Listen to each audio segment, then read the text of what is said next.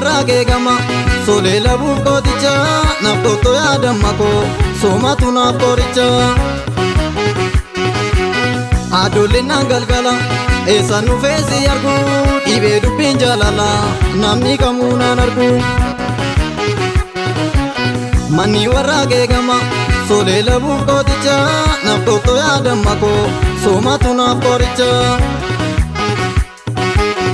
Adoolleen naan galgala eessaan dhufee si argu dhibee dubbiin jaalala namni kamuu naan argu.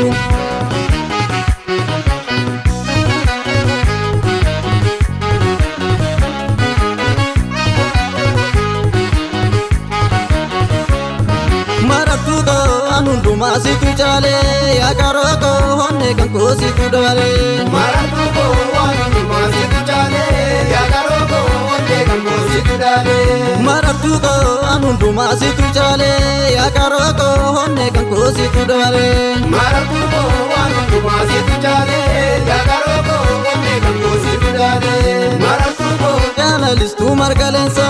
Marattuu koo abdii jiruu goof jireenya. Marattuu koo jaalali keenya maseenu. Marattuu koo jaalala caala qabeenya. Marattuu koo akka garaa barrin taatu. Marattuu koo nyaaraa kan keenatti hin guurin. Marattuu koo daangoo garaan hin jabaatu.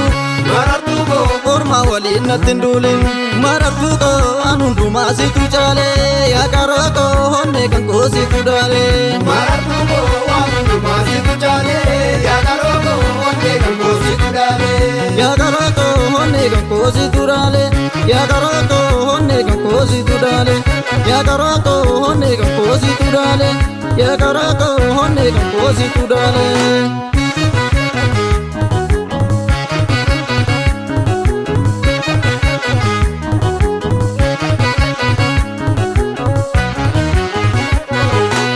Jaalalli gaafa addaa'e dilbiin dammaatu meessu asii dabeetamu kaa'ee natti mi waan na jabeessu. Urjii samii gadi baatu qilleensa maalii na caasu yaadoo gadi yaa qalloo koo akka busaa kan na raasu. Jaalalli gaafa addaa'e dilbiin dammaatu meessu asii dabeetamu kaa'ee natti mi waan na jabeessu.